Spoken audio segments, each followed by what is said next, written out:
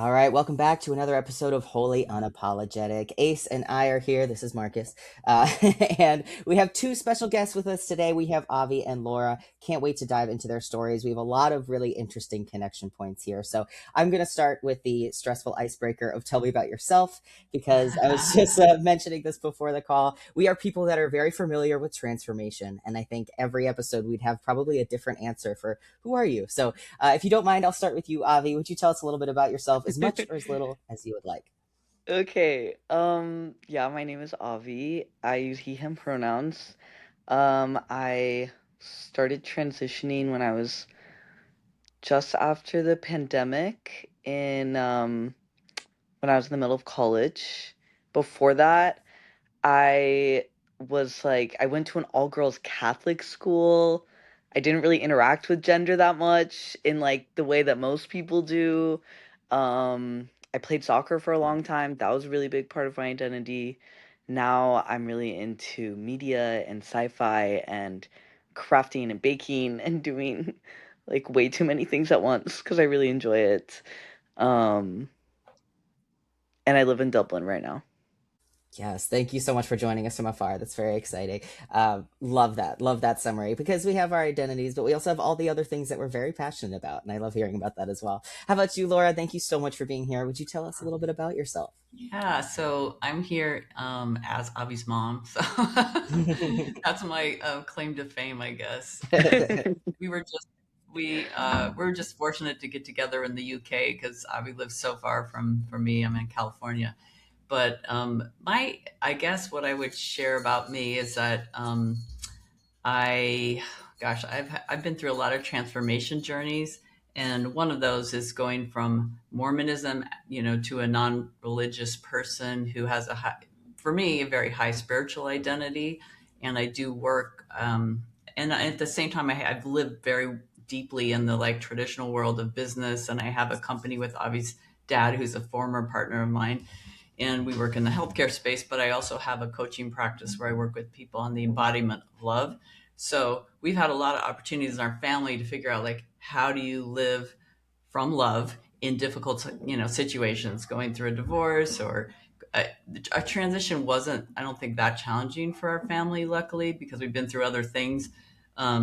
We have a few queer folks in our family, so Hobby wasn't the first to cross some part of that bridge, Yes. but obviously it wasn't without some things we had to navigate. And I guess I want to share mostly about the level of openness that we were able to experience going through it, because it really brought us closer together, even though there were times where it was just, it was so unknown being a parent, which I think a lot of other people could relate to, going, oh, I had this whole idea, and here we are in a new pathway. So that's life, actually, right? There's so many new Mhm. pathways I've walked, and it was just another one. So I'm really pleased to be here. Avi's somebody I'm so proud to be a mom to. So Oh, beautiful. Thank you.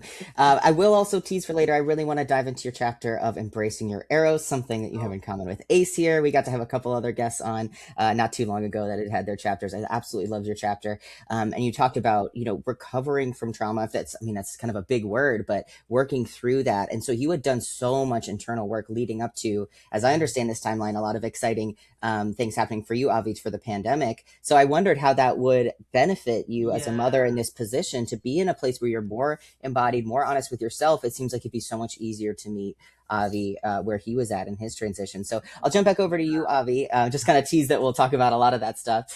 So tell us a little bit more about that pandemic. A lot of us were, staying home. We get to be a little more comfortable with what we want to wear. We're getting to see all these like queer people on social media. I'm saying from my Yeah. perspective, I wonder if you can relate to a lot of that. It's one of those funny things where it sounds like that's where it started for you. But did you also have that kind of trans experience where you're like, oh, but I also kind of knew when I was five, six, seven, eight, nine, and 10? Or what was that timeline So like for you? this is a funny thing is like I think honestly like I'm really good at compartmentalizing. So I think growing up I was Mm, like clearly gender is something that impacts everything. Like this is relevant in at home, at the workplace, in education, like in every space. And so I think I kind of was like, you know, I don't want to get my hands dirty. I just want to figure out how to like survive and have a good time if that's possible. So, Hmm. I think as a kid, like, mom, I know you can attest to this. I was very like, I don't know, I would like jump back and forth between things. Like I was a tomboy at one point, then I was like a total fashionista, which I identify with both those things. Um, How's that? but I feel like, and then when I was in seventh grade, that through finishing high school, I was at an all girls school, which of course is never all girls. That's where I met my best friend who's also trans. But it was honestly a really nice time to, especially like at puberty, not be in a classroom with dynamics of like how the teacher talks to the boys versus the girls, and I think that just kind of Mm. pushed all those thoughts to college, which is then college comes and I'm like trying to figure out at like a predominantly white liberal arts school. I'm like, okay, what's my place? Like, how can I, feel socially acceptable and all these things? Like, how do I want to enter this space and feel empowered? And then 6 months into college, then COVID hit. So then I was sent home, and so that's Oof. when like I agree. Yeah, I know it was such a it was such a bad time for everyone. But yeah, so I'm like, I've gotten a little taste of freedom of like, oh, what you get to do when you explore these different ways of presenting yourself in the world. And then I was in the complete opposite situation where like you don't get to be seen by anyone, but like the people in your house. And but we did have like, I know a lot of trans people my age at least, were on TikTok or watching TikTok videos of people like discussing gender and trying to deconstruct like what do I want versus what do others expect of me.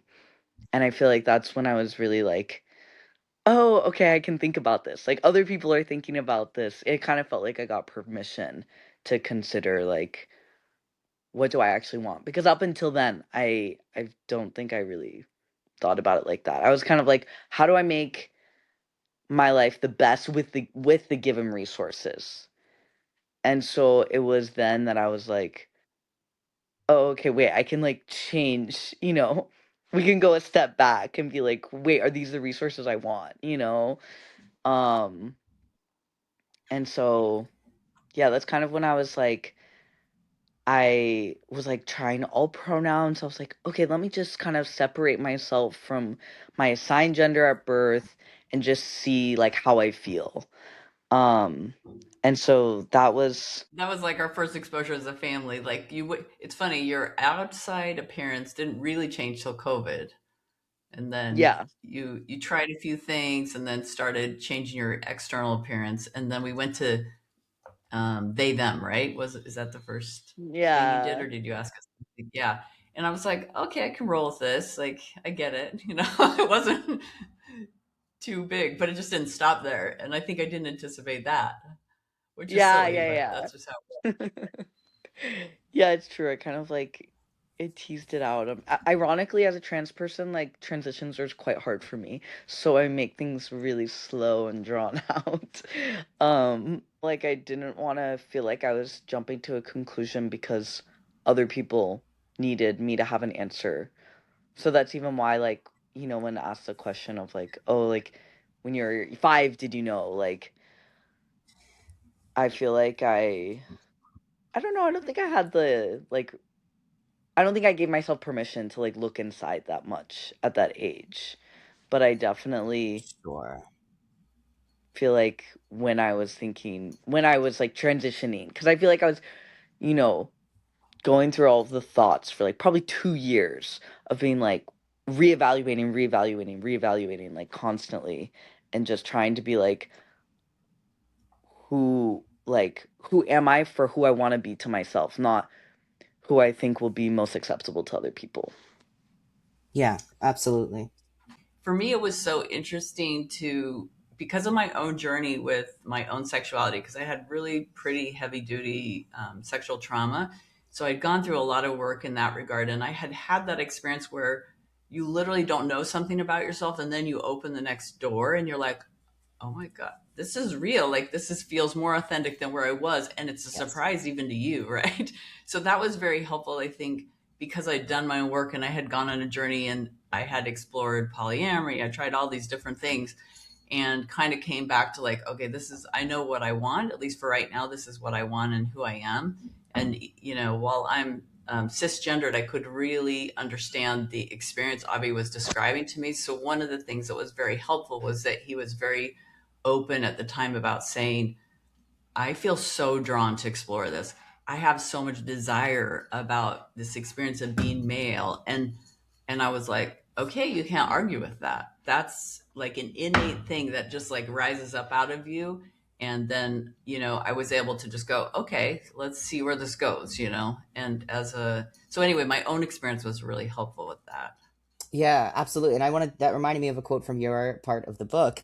I increasingly made choices toward my own happiness, helping me to differentiate between self indulgence and inner wisdom. I loved that quote so much. And I think that's a really good one too, because especially if we're raised with religious backgrounds, we have so much shame around sex on a good day, even if we didn't have all the other types of trauma that a lot of us have. And so then that's on the side of sexuality, where I think a lot of people that are homophobic, transphobic, all they can think about is sex for these things. All they think about is like a kid can't be gay because they think about sex and that's all they're thinking about. So to extricate those things based on that shame upbringing is really hard. So I like that you're saying this isn't just like, oh, I want to go have sex with lots of people. And of course there's something wrong with that, with consent and all these things. But the idea that this is this truer inner knowing. So I love how you described it, going through these different doors. So, I am kind of half joking with the 5-year-old thing, but also, in my experience, I was a little kid when I was like, I want to be a boy when I grow up. So for me, it was like, but that was closed under so many doors. And so now I feel like that I'm at this later stage. Like I started during the pandemic following like 10 trans guys, and it didn't click in my own brain till years later. Like it's just, you don't, but I think what you said, Avi, too, that I really liked is you were given the permission to consider. And that is everything, because I think we feel, again, with religious backgrounds, you have this prescribed life that you're supposed to go. There's very little variance, and so to be able to be like, this is something that I want to question or maybe pull at the threads of, I think, you could go to this broader cultural thing. Like they don't want you to question capitalism or patriarchy. It's how it has to be, and so as you start to kind of question all of these things, it's a whole process. But I really like that permission to consider. I think that's why what we do here in showing our authentic selves is so important. But yeah, that wasn't always the case. And so I also think with your story, Avi, and going to like basically a religious girls' school, I heard that and I was thinking like, oh, I would have hated that because I wouldn't have been able to be myself. And then I was like, wait, but at that age, I was a young Christian girl trying to be the best Christian girl ever. I probably would have loved that. And so I'm trying, like, even now, I'm trying to reconcile, like, well, you know what I mean? Like, I would have been checking all the boxes. Ace and I talk a lot about like the rubrics for our life. Like, we had this religious rubric that then all of a Yeah. sudden kind of crumbled. For me, it was a very toxic family structure. Like, that was my everything of how I define my success. And now that kind of crumbles. Who are you? What do you do? So I've been trying to think about that too, because after our last episode, one of my best friends who's known me my whole life was like, I'm so sorry to know you were struggling so much as a kid. I didn't know. And I was really surprised to hear that, because I was like, I wasn't. I was a happy kid. Like I might have been in my Mm. own kind of family religious cult, but at the time I was a good rule following little Christian kid that was the young girl doing all the things I was supposed to do. And so I think I'm kind of wrestling with the current truth that I know now, the doors I've gone through, as you said, Laura, that feel like, oh, this has always been true for me, while also reconciling like the artificial version of myself that I kept alive, like basically the train that kept going on the tracks when it just had to, and that's all that it had. And so there's like a deep sadness to that, but also as you open those doors, you're also like, I would never go back. So there's just, it brings up a lot of different stuff. So I know I just like kind of threw a lot at the wall there, but I'm just really interested, and I think it ties to both those experiences. But I do love that idea, that permission to explore. You were in the same place then as this kind of early transition conversations were first happening, right? You were together for the pandemic. Yeah. Yeah. Yeah. Abby Gotcha. was living at my house. Were you living at dad's part time? Yeah, it was kind of weird. Like, even though it was a pandemic, we kept it like between going back and forth between the houses. Yeah, because your sister, I know, because your sister was still in high school and going back and forth, so they stuck together. The kids are Yeah. like three of them were like a little pod. Yes, it's true. Good. So you had different supports. So Laura, what helped you in creating a loving transition? How was this when it first kind of came to you? What kind of ran through your mind? Did you have a process of like, okay, I need to go out and find out more because I don't necessarily feel ready to meet this right here? I mean, did it feel like it came out of left field? Did it feel as slow for you as it felt for Avi? It's interesting because people always, I don't know, now when I tell people, or I share about my kids, if somebody becomes a new friend, people will always ask me, like, oh, did you know? Did you have an idea that was coming? And zero idea, to be honest. And I always say, Avi, I don't even know if you've heard me say this, but I would have said, like, you actually the one I would least expect because you were really into being a fashionista, like doing nails and dressing up and like all that stuff. And but it's funny, your personality is not really any different now. It's just like using different interfaces. So it's so it was a surprise from that standpoint. Avi's older sister is lesbian, and we'd already been through that transition, and that wasn't a huge one, but like it was like, okay, look, my commitment as a parent, I think, has always been because, and I'll tell you, this is partly because of the way I grew up, where I was very enculturated to be, do, and live a certain way. And I had left that, and I knew that that was just kind of soul crushing for me. So I think that taught me to say, okay, this is about what the soul wants. It's like a deeper level recognition that you have to choose what's right for you. And it's not always going to be what I think it is for them. And so I think there was a commitment early on to say, like, okay, I'm just going to have to trust Avi to figure this out for himself. It was helpful that, in a way, I think for me, it was helpful because I'm also a slow transitioner, that Avi gave us so much time to adjust pronouns, and he and his partner who had different pronouns at different points, were so generous with us when we would make mistakes, and yet they still asked us to make a change. So there was like trust there that, like, okay, I would like you to do this, but I'm going to give you plenty of time, because it was, for us, it was like early days. We're like, it doesn't seem hard now, but then it seemed really hard, and we were all home, so we weren't talking to other people that much. And then there was this aspect of just seeing I guess the like fruits of it, right? So I got to see Avi, like, how did Avi feel about the transition he was going through, and how is he getting happier? Is he, finding struggle? And of course, I'm sure it wasn't easy, but I could see that he was really himself and like settling into an authentic way with himself. So that was good. I think what was hard, so just to be like full, transparent, what was hard for me is that I didn't expect, I've always been very committed to like let your children be who they are, and don't, give them what you got, but then, you got to kind of let go. But on the other hand, what was surprising to me was that I didn't know I would have feelings about the transition that surprised me, because I was totally okay with it theoretically. But then when Avi got deep into saying, like, I think now I'm really going male, and went through the second half, what I felt like to me was a second half transition from being, non-binary. I didn't expect that. I kind of thought he was just going to be non-binary. So I was like, okay, didn't seem like a big deal. But then when he was like, okay, I'm going all the way, I want to take testosterone, etc., I went through a period where I wasn't at all against it, but I felt a lot of loss. And I don't think we only talked about this like once or twice, but I didn't expect that. I didn't expect to feel sad about something that I thought was that he was choosing for a good reason, and I wasn't against it.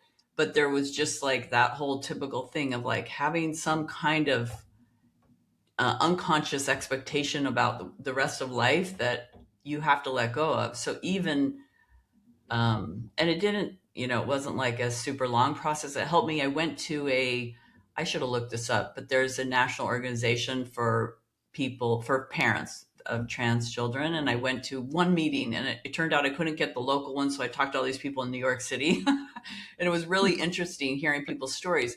But what it did for me was it allowed me to feel valid with my own feelings. And the minute I said, like, it's okay for me to grieve the Avi that, the little girl that I named and has now become Avi, and to let go of that name, let go of, that dream, whatever it was. And it wasn't super refined, but it was there.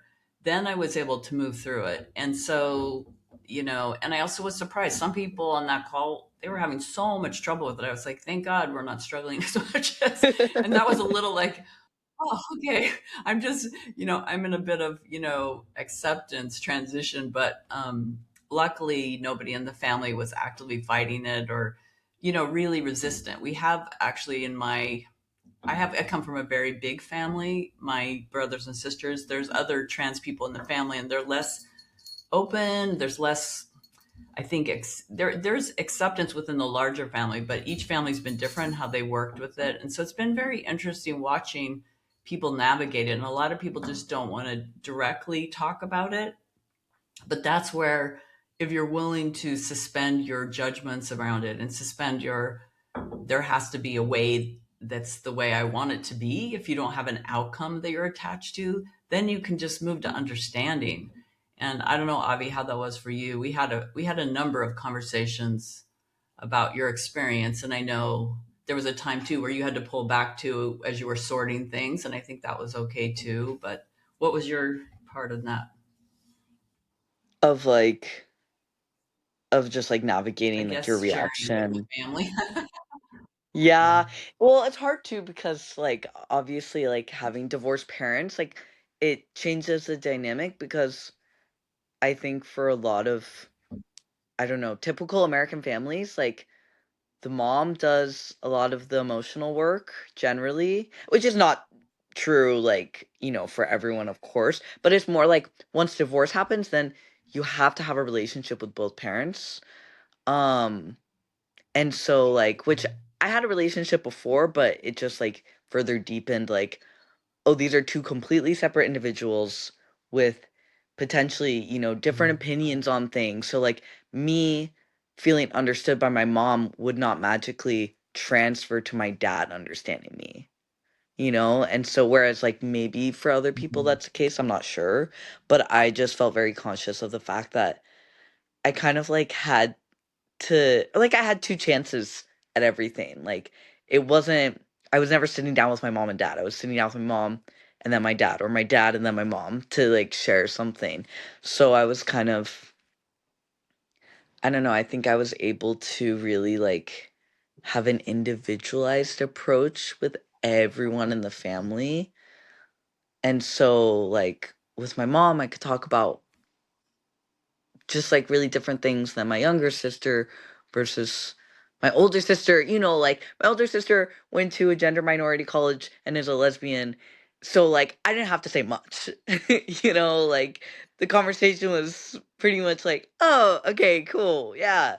Whereas like everyone else has different levels of knowledge of things, and so there's I don't know. So I guess I really I took an approach of like I'll sit down with this one person and I could tell one person something and 6 months later tell another person in the family the same information. But I think that was actually really nice for me because I was able to like honor each relationship and be like, this is what I'm comfortable telling this person. And it was also like, I did feel like, you know, I think like my dad also felt a loss that like you felt, mom. And also me, like, being like, "Yeah, I feel like a man," telling the man who raised me, like, that felt like a hard thing to do in a weird way. Um, yeah, so I don't know. I don't know if I answered the question, but that's what I felt like I was navigating. Yeah, that's interesting. Ooh, that is really interesting. That sounds probably like a nightmare to some people, but also really special and beautiful and meaningful in your situation. I changed my name on social media and then just let people figure it out. So no, I think that's I am happy that you were able to have all those different types of conversations as well. That's very important. One thing I do like, again, to tie back to just like what we're doing here, is hopefully it makes those kinds of conversations easier in some cases. I know we had a guest on not too long ago that when they came out, their parent was like, "Oh, like Elliot Page." And it's like, yes, okay, they have something they can latch onto, because everyone is at different stages, which is so true. So, and for a lot of the world, they're getting a lot of negative trans Yeah. media and things like that. So if we're talking on the side of social media, one topic that you wanted to cover hear was transitioning as a non-white mixed person, how that differs from the white experience, especially what the trans mask folks share online. Do you want to jump in there? Yeah, I think this is like something I have a lot of, like I'm thinking about other like people who are maybe considering like transitioning, and I don't know, like I'm remembering like my own perspective of like going online, and most of what I found, or like at the time in my, like for me, all that I found were like white trans guys. And so like all their experiences felt like similar in the fact that they were coming into this like new social power, and how that felt going from, being the girl who is like, oh, don't say misogynistic things, to then being the guy that guys say misogynistic jokes to, and being like, no, I don't agree with that, and shocking people. I don't, like that's just one example, but it's like there's this power dynamic that you shift into. Whereas like for me, that's not necessarily the case. Like I feel like I have, as someone who's ethnically ambiguous, it completely depends on like where I am, how I'm read as, and that also makes me feel like very, it doesn't make me feel like, it doesn't mean I'm treated as a different person everywhere I go. And so there's not this like standardized treatment. And there's also like masculinity is obviously tied towards whiteness. And so like the ideal masculinity, the one you're told to aspire to, is inherently tied towards whiteness, which is obviously something that's like in some contexts, I could be read as white, and but it's a limited accessibility. It's not, it's something that can be taken away, and it's absolutely something that differs my experience to white trans masks and trans men. And so I just feel like even acknowledging that is something I wish I had when I was like trying to go online and find people to like understand like, oh, what would this look like if I transitioned? um because I think I just felt a lot of separation from like loud trans people online, where I was like, yeah, but would that actually be my experience? And even like I do have a lot of trans friends, but a lot of like my binary trans friends are white, and I do find myself getting resentful at times of like, okay, you're enjoying this, this gender euphoric experience of like, yeah, I'm one of the guys, or like, yeah, I'm, you know, whatever it is.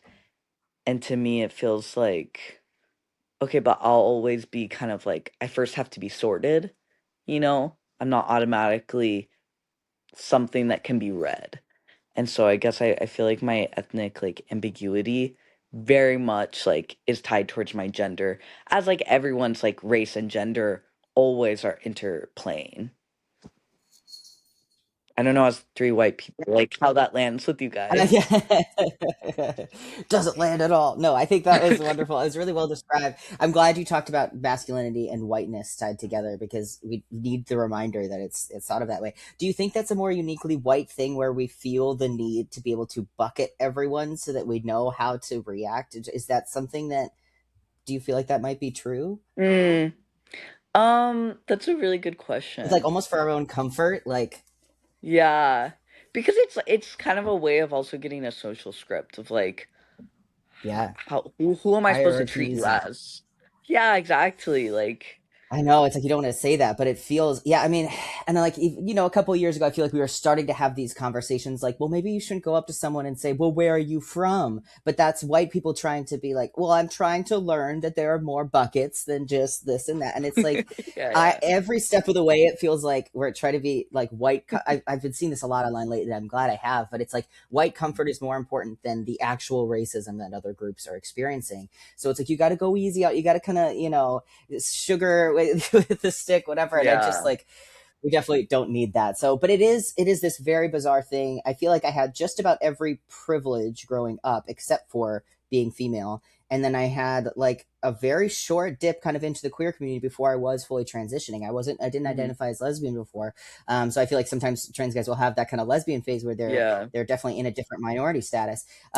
So now I am in this position where I think besides for my dyed hair, there's not a lot that alerts people to my queerness as much as I would like. So I should work on that. But there's so much privilege that comes with that perception. And even just being at work and being called sir is a very strange, like Yeah. elevating thing. Like, how does that not affect your brain if you're being called sir for doing basic things? Like, for people growing up female, you don't get that kind of reverence, certainly not from adult men. And so it is a very strange thing to kind of, but then also feel like we're going into enemy camp a little bit. Like, a lot of us have been very hurt by cis men, and so now we're perceived like we're in this group, you know. Even just for me, like, I used to drive for Lyft a lot, so I was in the woman plus group. I will get the women safely home, but then as I transitioned, I was like, should I change my gender on the app? Because I want them to still be able to have like safety, but if they don't perceive that for me, then what, you know? So that I haven't done it in a while, so that's its own kind of big question. But it is a very strange thing to go through those different positions. So yeah, now we're in a place where we're basically illegal in this country, and depending on what state you're Yeah. in, you might not have your license. You might, you know, and I think there are even more recent things about them shutting down your bank account if you're seen as one thing or the other. But as I walk through the world, I'm pretty much at like peak privilege in my life at this point right now, and it's a very strange thing. So a big thing I want to think about is how much can I use that as any kind of platform to reach out to people that be more likely to listen to me. But there is, as we were talking about before getting on, a lot of fear around saying the right thing, and also not wanting to come across as this kind of like, I'll speak for you. Like, let me help you. Let me reach down my hand to the downtrodden. It's like, ugh, like just Yeah. the fear of that would make me want to never say anything, which isn't the right answer either. So it brings up a lot of tricky things. But I do think with these straight or cis passing white trans men online, there's a lot of like the hyper fitness focus. There's a lot of these other, like you said, moving from one bucket to the other. And there can be Yeah. safety in passing, but it is can be very like, and for someone like myself who does identify pretty masculinely, I also don't want to lose like my flamboyance and my, you know, even just like my bisexuality and all that too. But it's so tempting to be like, okay, but I also need a six pack because I'm a guy now, and all this like what Yeah. you see online, you know. So there's all that pressure to then like, oh, I should really like try to talk like, I talk pretty animatedly, but I sound more masculine. Like, I literally have a phone job, and I know if I basically like relax my jaw and don't move it, I will be perceived more on the phone as a male than if I'm like, hi, welcome, how's it going? How can I answer your questions? Yeah. So it's like, do I like kind of melt myself away to fit into a more bucketable so that people can perceive and treat me in a very convenient way? Or do you color outside the lines a little bit to mix a No, metaphor? exactly. The really like dangerous thing online is like these like trans guys who are really like fitting into conventions, and they're telling other trans guys, this is how you do it. Don't show emotions, don't smile, don't laugh at jokes. And it's like, do you want to transition just to hide yourself? Like, I mean, and some people do, and that's their prerogative. But like, you know, that is 100% like not my goal ever in this, was to transition into a less authentic version of myself. Yeah, and Right. you got to ask yourself: are people transitioning to be authentic and to be themselves, or are they transitioning to escape something? Right, like the marginalization of other groups. And I think we had a whole conversation. I mean, I did when we saw each other last weekend about, in some ways, this is really a conversation about authenticity. Because why would you go through all, like, at least for me, I can only speak for myself, so it's silly for me to speak in any term other than that. But I wouldn't want to make any change if it doesn't bring me closer to who I truly am, because then I've just put myself in another box. And that seems like such a shame, because that's where the shadow is so active and brings a lot of things we don't really want to see, that really, I guess, play havoc with our lives. When you're authentic and you're honest about that, it's not saying that it's an easy road, but you're not dealing with shadows behind you that are, coming out and expressing in weird ways. You get to be who you are, and that has its own rewards internally that I think are well worth it in my book. But I don't know. I'm speaking as the woman in the crowd, so somebody else take it away. That's so true, and I want to transition that back to your chapter of the book too. But I think sometimes we can go from like one cage to another, and so I was thinking about what you're saying, Avi, in terms of like what we were talking about the fitness side of things. It's like, well, if we grew up as women in purity culture, we know what it's like to hate our bodies. Like, if I'm just now going to do that as a gym bro, like, I'm really not changing too much. I'm changing the trappings, but I'm still just hating my body and thinking I should eat less. But now it's, eat more chicken and broccoli, that kind of thing.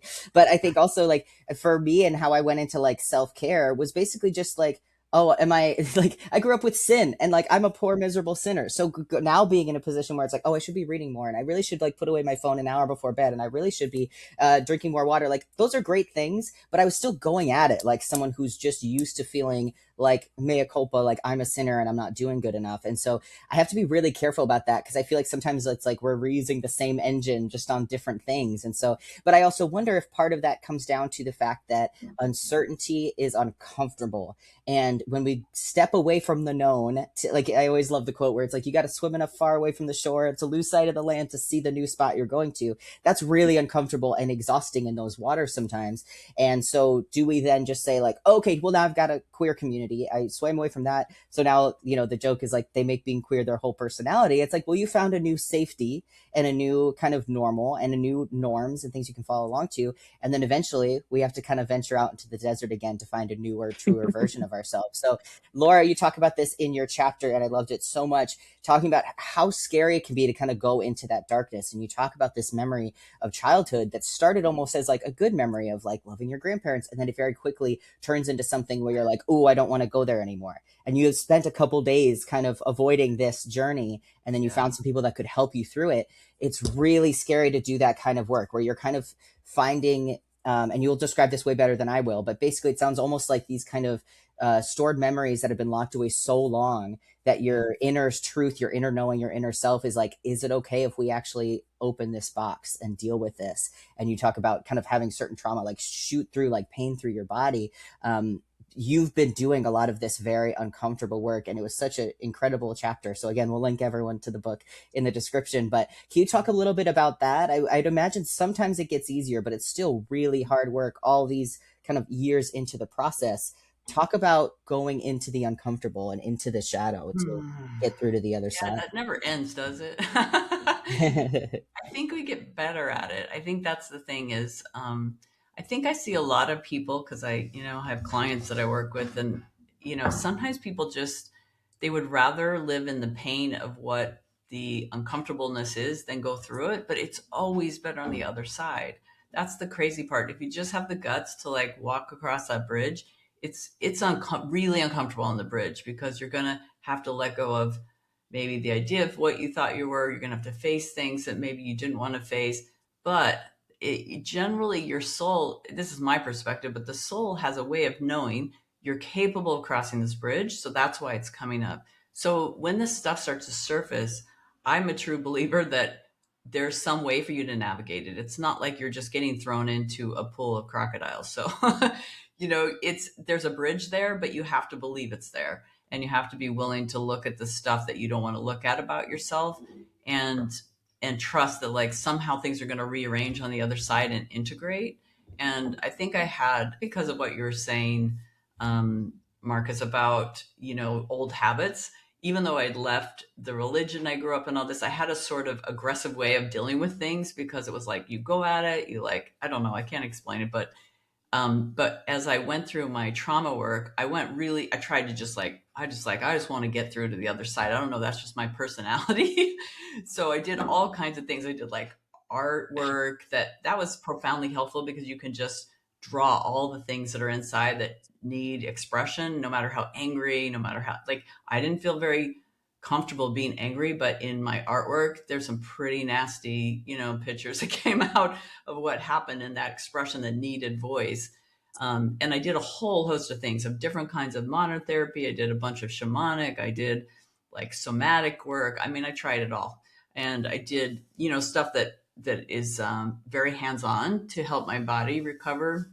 And that alone was scary because you're trusting a human being to actually touch you internally to help release trauma. So that was, I mean, Avi probably, I don't know if even Avi knows about that probably, but it's like, that was going out there because these people aren't, it's not even really legal what they do, but I had to trust somebody. And that was a great journey because I had to trust myself to make a decision about things like that and say, is this where I want to go to find the way across the bridge?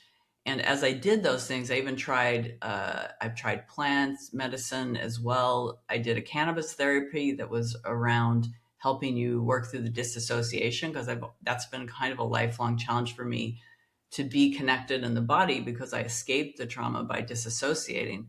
So that has been one of the longer pieces of my work, and I continue to work on that. And finally, I think in a stage of my life where I'm like, can I enjoy being in the body? Like, can I enjoy the body instead of try to escape the pain of, whatever I experienced? And so that's been kind of a lot of joy, realizing that it's really achievable. I think I got to say this, like, there's always been some remnants of that abuse that have been in my sexual experience. And finally, after I've been working with this, I don't want to say how many years, like something like more than 15, I'm finally finding no remnants. And I don't know, you never know. There could be like another layer that's deep down there, but it's been really incredible to feel the freedom that comes from going across those bridges and saying, like, it seems so scary at the time. Like, I've never been so terrified as I was to look at those memories, because I didn't know what they meant, where they were going to take me. And they destroyed some stuff in my life, but it turned out that it was good stuff that they destroyed. But you don't know that, right? You don't know that when you look at stuff. And I'm sure it's the same with, your identity, Abby. Like, I'm sure it was scary to be like, I'm putting all these clothes away. I'm not going to even be seen this way. And you're wondering, like, you're going to lose, like, you wonder, you're going to lose friends, you're going to lose the love of people. Like, there couldn't be anything, I think, more scary as a person, to wonder if you lose those connections that are so vital to you. So I think if I gave any plea to, I know I'm taking a left turn here, but if I could plead anything to other, parents or anybody who wanted to be an ally in any way, it's that you trust that the person, the core of who you love, is always there. And Avi said that to me once when I had a bit of a hard moment. Like, I was just telling him, like, there's, this grief had come up, and he's like, Mom, I'm always gonna, like, I'm no different. Can you see, like, the me that was enthusiastic about X, Y, and Z is still here being enthusiastic about, ABC.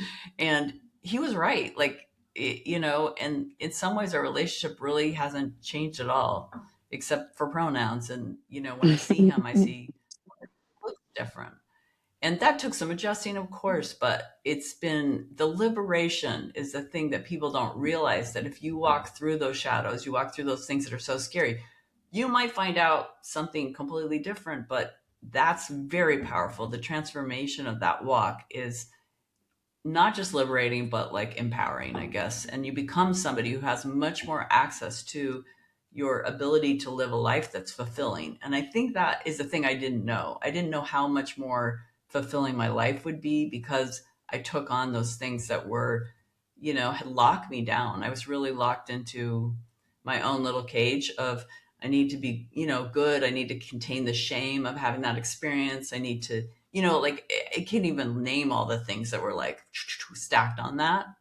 And I guess it's a universal experience. It's just different things, right? So people can remember, like, oh, I've gone through changes. I've discovered things about myself. Maybe that's enough for them to bridge and say, I can reach some understanding with this child of mine, or with my sibling, or whatever it is, and allow them to just go through their own process. It can be really messy. Like, I don't think your process was messy, Abby, but for me, like, healing from sexual abuse it was kind of messy. Like, I'm not going to say it like created a divorce between your dad and I, but like, me sorting all that out, it became another person, and we weren't really suited anymore. And, that's okay. We were able to create a family that's loving anyway, but that was a long road. And in the middle, I was like, oh my God, this is so messy. I feel like I'm like tearing apart my home and my kids and my own life and my sexuality. And it was like, it felt really chaotic sometimes, but in the commitment to be true to yourself, that's how you get to the other side. And sometimes you pick things and you're like I tried open relationship for a good number of years. I just ended up being like, I don't know, it's just too much work for me. I'm just going to be honest. I like the deep dive with one person, but it took me a few years to figure that out. Like, you can try stuff and not feel like that was a mistake. That taught me so much about like what I value and who I am. And you can't, like, I think this is something I had to undo from religion, was that I had to have some experiences in order to know myself that were way over the boundary of what I was told. And I don't think I could have learned them any other way. They're just, sometimes you have an experience and you go, "Oh my god, this gives me feedback I could never have gotten from reading a book, talking to somebody." I see you nodding. Like, that was my experience. So it's like, hey, let everyone have their experience and go through their learning process. I hope they do that with respect for other people. I hope they do it out of love and devotion to being their true selves. But sometimes the only way you're going to even discover that is by making mistakes, so to speak. So I don't know. That's I guess, my soapbox for the.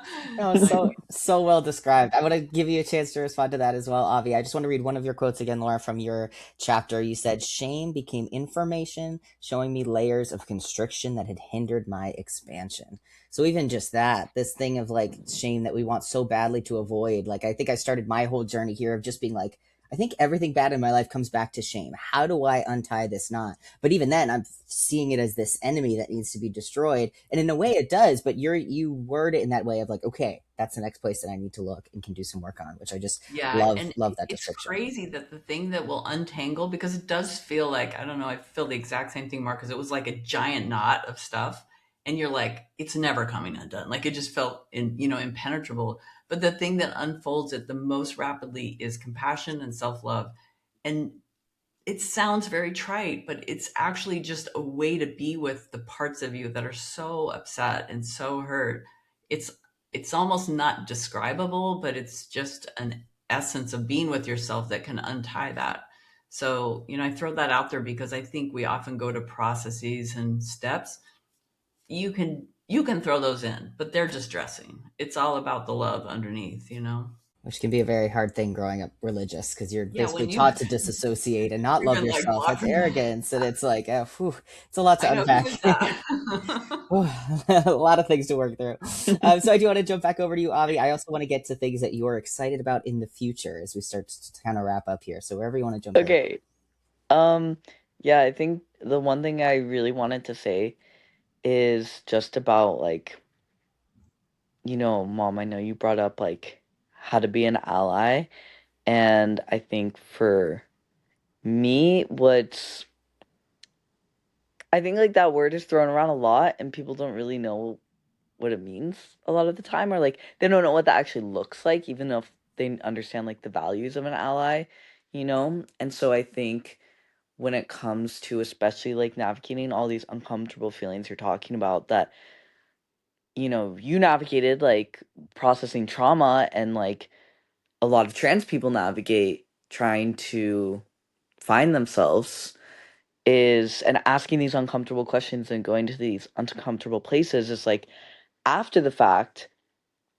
I think the hardest part is when you're like, okay, I know who I am, like I am going to try and be my authentic self, and then there's this fear of, but will I be accepted? And I think that's why like the best thing that, you know, if like you have a trans person in your life, like the best thing you can do for them is to consider, like, when in a social situation with them, are you prioritizing cis people's comfort over this trans person? And that is what so many people, that's when they like hide. So it's like in a private conversation, oh, that's cool. Those are your pronouns. That's your name. I'll use that.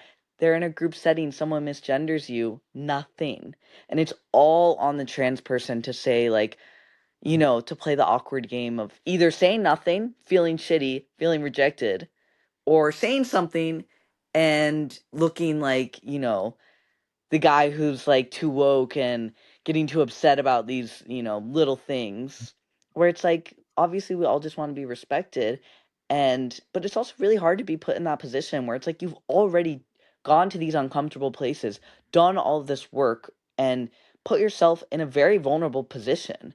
Like, and so then on top of that, for someone close to you who says they accept you, and to a certain degree they do, they're not willing to make themselves uncomfortable for one moment to say, hey, like, I don't think you know, actually, like, he goes by Avi.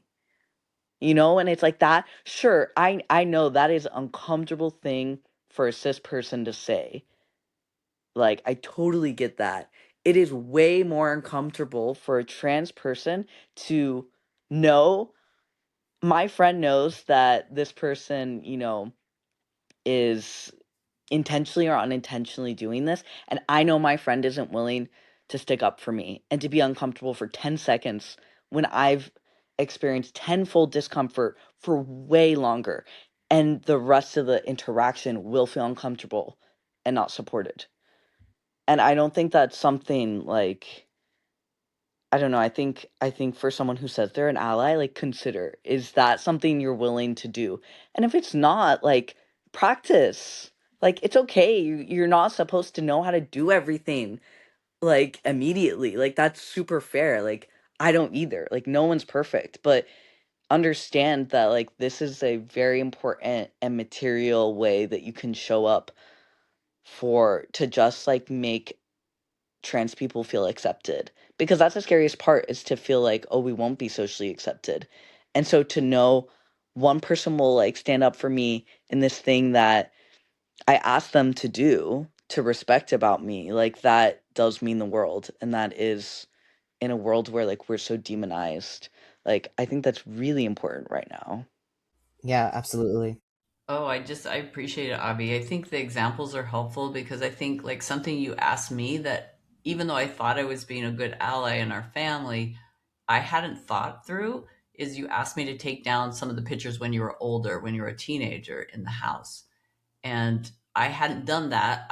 Because we talked about when you were little, like it was okay to have up your little self pictures as a girl, and it's sort of just, I don't know, it wasn't present enough for me. So I think it's unfortunate to, I don't want to say to you like you have to tell everyone how to act and what to do. So I appreciate the examples because it inspires people to think about this and to go like, okay, how could I show up differently in this setting and reach out and be more of an ally than, even in these little ways that are symbolically really important, like taking down those photos and getting new ones printed that are more current, in the house so that when you come in, it's not all about the old Avi. Examples are very helpful because it will get people to think about like, you shouldn't have to tell us all the things we should do as allies, but the examples are helpful for people to reflect and go, oh, I never thought like I could go here with this. I could be more supportive this way. And what is it like? Like you found the inner freedom of coming out as yourself, but this structure in society is not there like it is for me, being a woman. So there's this opportunity to work on like a legal basis to help make sure change laws to, there's all kinds of things in your culture and society. You could ask for bathroom change. I mean, those are external choices, but within relationship, I think there's so many that probably we haven't talked about. So I just appreciate you sharing them and people being open about what they need without you feeling like it's on you.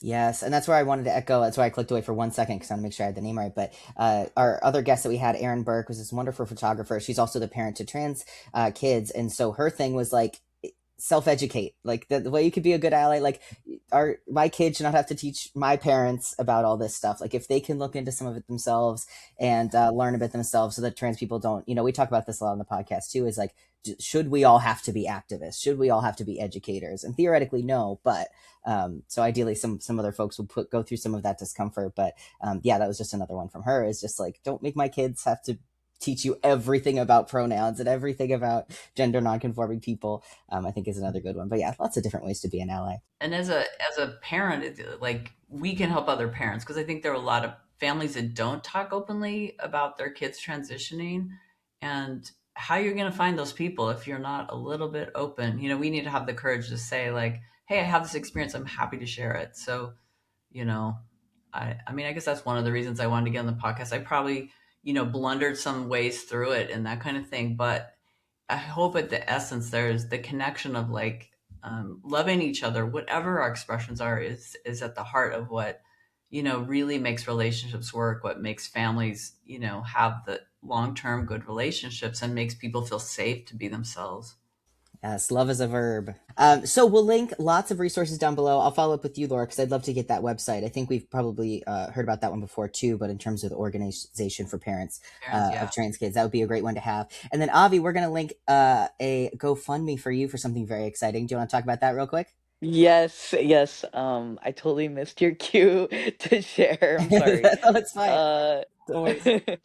yeah, so I am having top surgery at the end of the summer, and I'm super excited.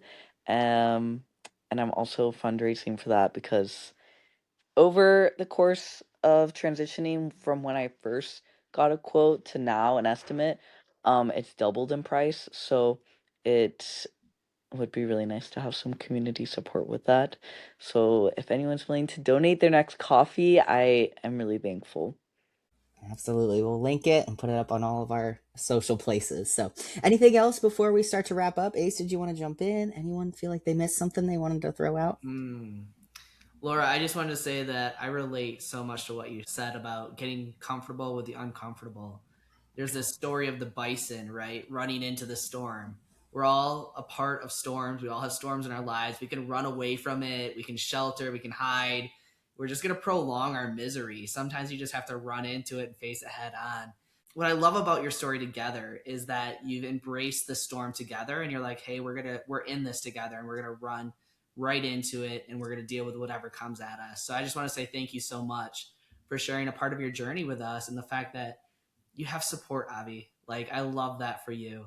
It is so great to have allies in our life. And so I'm just so grateful. Thank you for sharing your stories. Oh, and can I just say, I'm so proud to be Avi's mom. Like, when I think about my whole life, because I'm just long enough to have like thought about this, I've lived long enough to think like, what am I really going to be proud of? I'm like most proud of the people that my kids are becoming and have become. And Avi's like a great example of that. Just like a really fine human being that I feel like the world's a better place because he's in it. So I bet you as a mom, I could say about the two of you too, because I've seen a lot of things you're doing, and it's special to get together and be able to talk about it.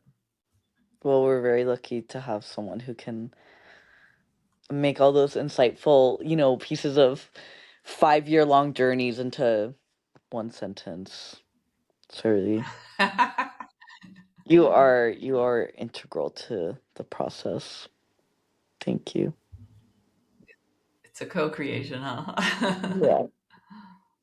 Wonderful. Working through it all together. Okay. Thank you so much for being here. It was lovely to meet both of you. Hope to stay in touch, and we'll catch up with everyone on the next episode of Wholly Thank you so much for Unapologetic. having us. Thank Thank you. you.